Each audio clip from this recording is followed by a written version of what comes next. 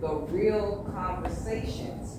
Because the other thing is, and that's why we have got to protest the policy. We've been in this line a long time. How is it that the immigrants come here and all of a sudden we have come up with ideas that we didn't even know they could exist? Come on. The bottom line is we cannot keep being told we're next when we've been standing in line forever. So that's why everybody is frustrated. But if you want to do drywall, we're going to talk to you when I get through here, because I do construction, but I'm also going to hold you accountable. Okay?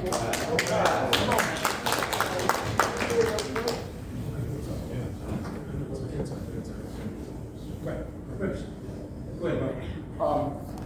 I just want to exhibit some life in what we're saying. Single parent, 71 years old yesterday. That young man right there is my baby. That is my second child. And I got one over him. I got 3 kings in my house. And so it is possible. College student, 2023 Golden Glove champion. The one outside, he coming. You know, working on. But there's hope. And I'm a single parent. Now, you might not want to hear it, but I got it done on my knees a lot of times. Tears in my eyes. Come on, man. And I tell you this, love always wins. Just love. Regardless, they won't mess up, so did you. So just love and work, and I'm telling you, it works. Talk to my kids after. So any other questions from anybody? Does this make sense to anybody, first of all? Is it making any sense? I know Lena wanted to say something before people leave. Right? Yeah, we got some. My whole thing is, just like we're finding.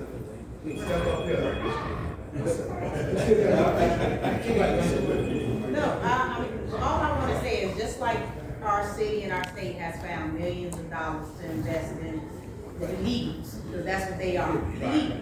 When you sit back and you think about our black boys, I'm a single mother and been a single mother since 2018, raising my daughter on my own. And like the young man stated, love on your child. But when it comes to a man, we gotta let our men know by showing and leading by example.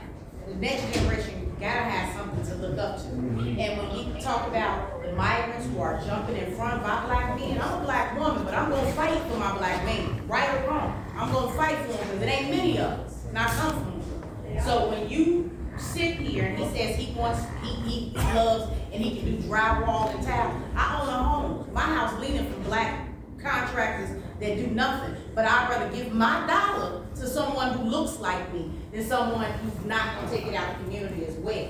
So instead of us putting our money in everybody else's pocket, let's put a pot together and figure out how we get this young man some cards, a sign, a discount, and help him market and advertise what he enjoys doing. Because you don't need a certification to lay drywall, because that's why contractors, those GCFS, whatever they call them, go get the Mexicans like him, the general contractors, right? So we need to start, like the young lady said, let's pull them up by the bootstraps. What is it you want to do? And that's how we take them to our legislators.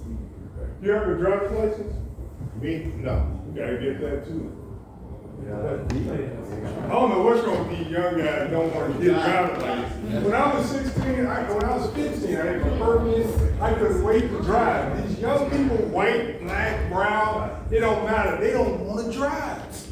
They don't want to drive. They drive when I was. Well, I tried to get a license, but everything is by appointment, and there's nothing available. You 22, you could have had a license before.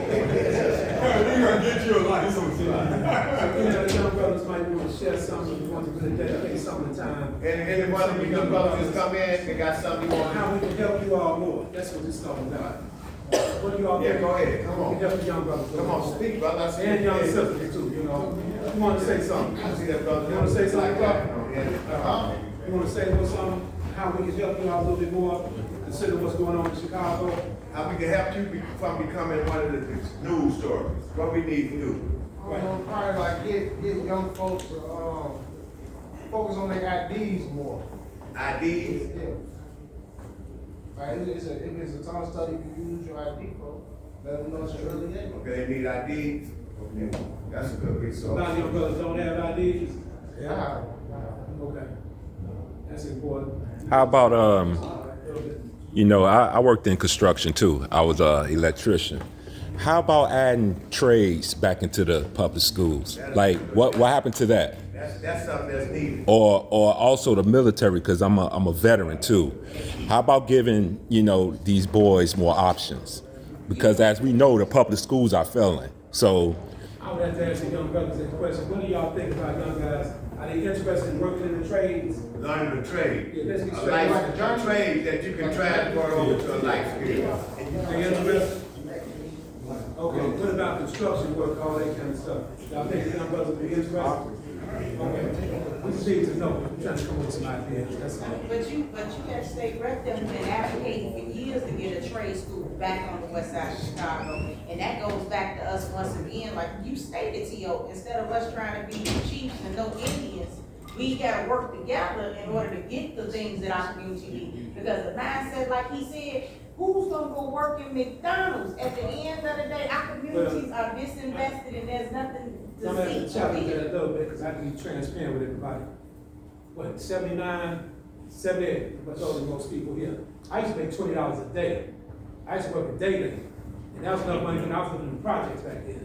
And when I got my $20, you're gonna laugh, it's true. That was enough money for me to get me a bag of Rico back then, a stiff small leather, and an Italian beef sandwich. I'm just being honest with you. I'm just 20, you know, I did $20 a day. That's what I'm being transparent. I'm being honest with you, you know, what I'm trying to say. That those $20 I made back then, give me credit. The things were cheaper back then, they were cheaper. So listen up, that held me, I'm just saying, so I understand that you gotta grow until you get to the next level. I don't want nobody to ever think that you cannot start off at a smaller place to rise to that level. Because nobody gonna start off right at the top. I got a friend sitting in the audience right now, Mr. Andrew Lyles, not to say everybody. Years ago, Andrew was in the basement in the Veteran Hospital with me, and he wrote up a program. He became, you know, I ain't get too deep to the story, but he made a lot of money at one time. He just wrote a program out of the blue at the basement. He had an idea and stepped out on faith, right? We made it happen. So I'm not gonna never fake a lot of young people. I always gotta start somewhere. That's all I'm saying. If they don't support here, like, don't just start over You here. gotta be bilingual to work at a fast. excuse me, Senator. I usually do. In 2009, I came home from prison after 27 years, and my first job, I was making $8.25 an hour. And I got up every day religiously and went to work. My mind was made up that I just didn't want to go back to the lifestyle that I was living. So once you can change your mindset and you sick and tired of jail, police, and all of that, and you'll take $1 now just to get away from that. Temporarily. Temporarily, but that ain't where I stayed. I'm not at $8 now, way above that, but that's why I started at. There you go. You gotta start somewhere, and ain't nobody gonna start at the very top. Like real life don't work like that. That's what I'm saying. I don't know. You gotta work your way up, and that's the reality of it.